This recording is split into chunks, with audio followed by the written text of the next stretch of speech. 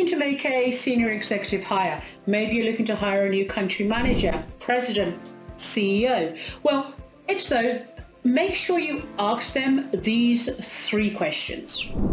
Hi, I'm Suki. Welcome back to the channel. If you want to be notified every time I upload new content, click the subscribe button and you'll get notified.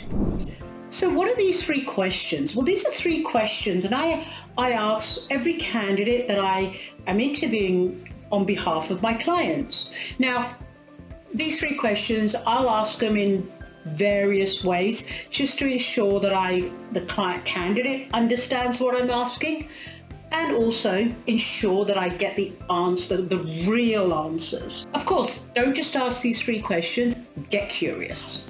So what is the first question? Well, question number 1, when was the last time you spent time in a branch? Face value, that's a really easy, simple question. Really easy to answer, really clear. And the answer you're going to get is going to be something along the lines of, well, when I'm on the road, I work out of a local office. Great. But here's where you got to get curious. When they're working out of a local office, are they working in an office in a branch? Or are they actually spending time on a desk in the actual bullpen? There's a big difference between the 2. Now, of course, I'm not talking about confidential conversations, but are they spending time in the front office? Are they spending time actually listening, engaging with the frontline salespeople, the frontline teams? And the reason we want them to be doing this is often they'll go into a branch and they'll do their job and they'll say good morning, goodbye, that type, and that's the level of conversation. And it creates so much anxiety with the people in the branch. Because here's the thing, now they've got to be on their best behavior. They don't know why the executives in the team, they're scared to make a mistake. What if a client rings up with a complaint? So there's that huge disconnect. When you actually have an executive that spends time literally in the front office, filling a role, going out, supporting a candidate, supporting a salesperson with a client meeting. Notice that it's supporting, not taking over. It gives the executive a real appreciation and understanding of what's happening in the business, in the front line. It gives the individuals, the teams, a sense of belonging, a sense of being heard, and also a sense of being part of the team. Because why do I want to ask all of this? Because a good executive needs to understand what's really happening out there. Because when they're thinking of strategy, when they're looking at changing processes, for example, they actually understand what's happening out there, so they're able to change them to help, not what they think is happening out there. Question number 2, what would a salesperson say about you? If I was to pick up the phone and call one of your salespeople, what am I going to hear?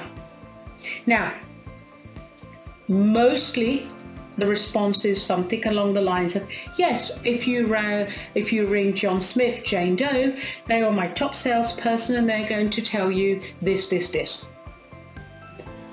We don't want to hear from that person. Well, we do want to hear from that person, but the more important person I want them to talk about is those individuals that were not their top performers. That may kind of sound a little backwards to you, but bear with me. Why am I asking that question and looking for that answer? Part of the role of a leader is to ensure succession for the business, succession planning. How can they do that if they only focus, all their energy goes on their top billers, those top billers that your competitors are trying to headhunt as well? Because when they leave, there's a gap left. What I'm looking for my clients is a leader who recognizes that may happen and recognizes who those other individuals are, and then is able to put a strategy in place, help them get some coaching and development, move them around in the business. So it's succession planning for the business. It's safeguarding the business should your top billers leave. And the reason they often don't give you that individual, they'll only give you the top performers, they probably don't even know who that individual is. And when they do think of that individual, they think of, failure. That individual doesn't, that person's no good and things like that. Whereas no, it's not their fault. It's your fault. It's the fault of the leader. So that's why I asked that question again. Keep getting curious with the answer. Ask another question. And the third question I ask, and especially given the current pandemic, I ask a version of how did you manage and ensure profitability of the business during a pandemic? Now, often the answer will be, I done this, I cut this cost, I cut that cost, I done this. But here's the thing, and again, it depends where in the world you are. If you're, for example, here in Canada, the government really stepped up. The subsidies came in, there was the rent, there was the payroll, and so many other subsidies. Now, anybody can make a business profitable by cutting costs and getting free money from the government. What would that business have looked like had that not happened? What were the changes that they made? What are the changes that should have been made? Because here's the thing, I bet you that individual also then claimed bonus on that. In fact, I know an individual that did. The teams didn't get bonuses, but they did because they're able to turn the business into profit, turn the business and generate profitability. But if you take the government subsidies out of it, that was not a profitable business. So again, what you're looking for is, did the individual just cost cut, or did they really manage the business? Did they really understand, okay, what would happen if the government didn't give us this subsidy? What should I then have done? Or what did I do is what you're looking for. Okay, that gives you an idea of their mindset. Because what you want, and granted, there are some sectors which this doesn't apply to, but what you want is somebody who doesn't rely on government subsidies, doesn't rely on handouts when times get tough.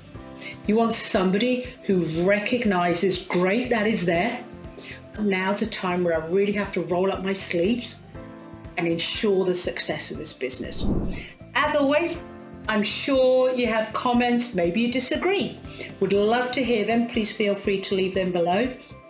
If you liked this type of content, make sure you hit the subscribe button and you'll get notified every time I upload new content. Of course, you may want to chat about a particular hire, a particular person in your team, or may want to chat about this further. There's my email. Drop me a quick email and we can arrange a time and we can jump on a call. On that note, thanks ever so much for listening, and I'll see you in the next video. Bye for now.